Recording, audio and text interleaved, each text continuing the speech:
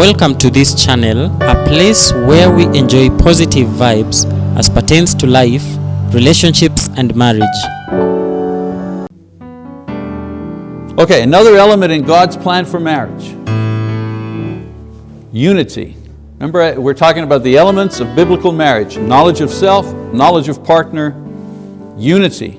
Genesis 2, we'll read that in a minute. So we know ourselves, we know the other person, now we need to know what we're getting into when we get married. Marriage is a uniting of two people into a lifetime relationship that only death can legitimately end. Divorce can end it, but it ends it illegitimately. Death ends it legitimately.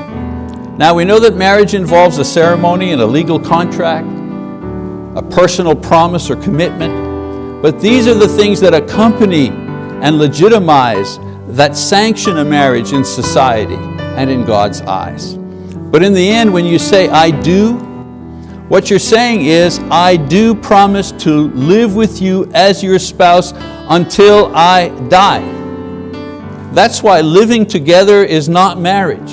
I always have this debate with younger people. Why? We're living together. It's as good as marriage. We don't need that piece of paper. And I always say to them, okay, what if you guys have an argument? Yeah, and you get upset and you decide, I'm walking out, I'm slamming the door, can you do that? Sure. I says, how about if you're married and you're upset and you slam out and you walk out and you leave, can you just leave and depart? And they think about it and think, well, no. Why? Well, because we're married. Yeah, there is a difference. I like to point out that marriage is the highest commitment that one person can make with another person. It is the highest personal and social commitment that you can make on this earth.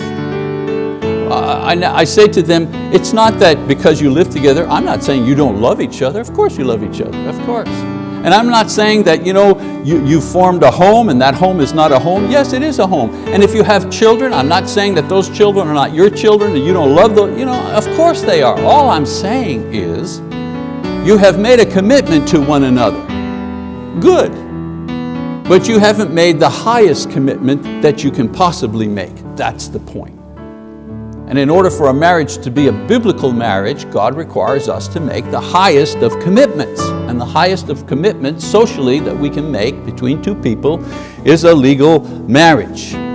So all of this is high and noble, but very difficult for weak and sinful people to accomplish. So the Lord gives 3 small rules to follow in verses 24 and 5 to help cement the union for a lifetime. So let's read that passage. He said, for this reason a man shall leave his father and mother and be joined to his wife, and they shall become one flesh. And the man and his wife were both naked and were not ashamed. So what's the first little rule here? Separation. You need to leave your parents if you are to cleave to your spouse. Cleave means to cling to or to be glued to. The commitment in marriage is to be glued to your partner, not your parents. Not your buddies, not your workmates, not your career. To your partner. When you decide to marry, the decision is to make your partner the priority over family, friends, hobbies, work, career, whatever. Because you cannot have unity without priority of the spouse. If you and your mom are closer than you and your husband, then you've got the order confused. If your career means more to you than your spouse, you've got those things in the wrong order. If your children come before your spouse, you've got that in the incorrect order. And I can get an amen here from our son, our eldest, in the class. I used to tell them, just remember one thing, I was here before you guys were here, and I will be here after you guys are gone. By the way, when will that be? I was just, as a father speaking. Yeah. Lise has always been my first priority, always, over the ministry, over the kids, those are other priorities. If you can't succeed in your marriage, especially if you're a minister, you haven't got much to teach anybody else.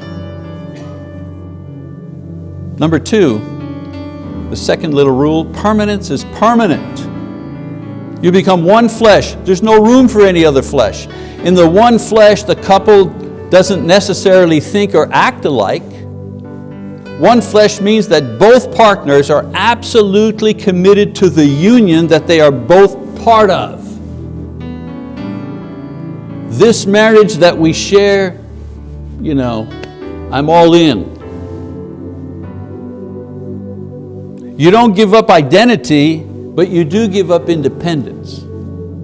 I'm no longer just me. From here on in, it's me and you. What I do involves me and you. Even if I go off by myself to go bowling or whatever, it's still in consideration of me and you. My going out to go bowling or my going out to be with the girls shopping or whatever, that's me doing something on my own, but I have done that in consideration of the two of us. How does that work for you? Is that okay with you if I do this?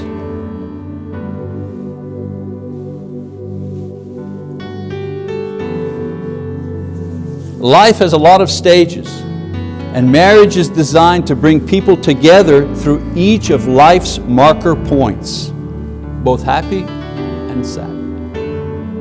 And then thirdly, intimacy.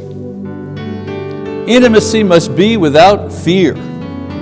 The final verse says they were naked and unashamed. The word naked here does not simply mean without clothing. It means they were laid bare before each other. So Adam and Eve were totally honest, expressed their feelings openly, had no reservations about their sexuality because they were without sin and completely transparent with one another.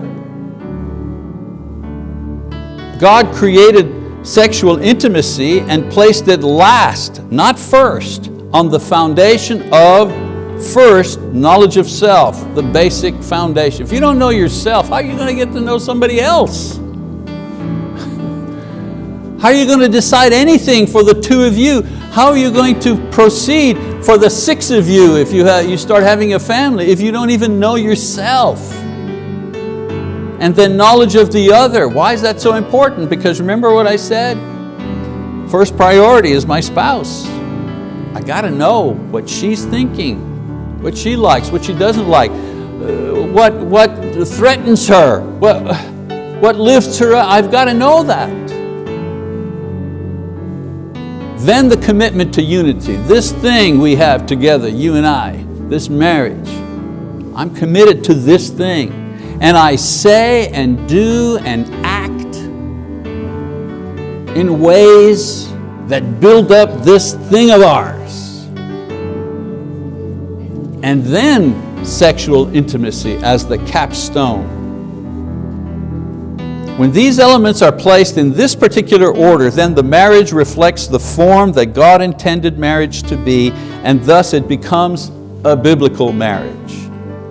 And marriages built in this way are pleasing to God and have a much greater opportunity to succeed. I realize for many of us this is like, wow, I wish I knew this back then, but it's okay. It's never too late to kind of shore up and firm up whatever in this order here needs some strengthening, needs some discussion. And as we go on, we'll talk about, remember, I don't know, not everybody was in class, but I talked in this series, we're going to talk about marriage for a couple of sessions.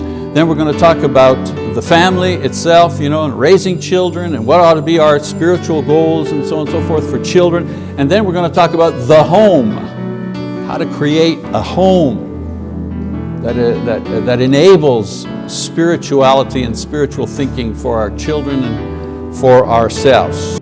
Thank you for watching. Wishing you all the best in your relationship. May it bring joy and refresh you every day. Subscribe and turn on the notification bell for more videos. Comment and share. Share and share. Let the world know, more so for those who are married or in a relationship, that there is a solution to heartbreaks, depression, or suicidal thoughts.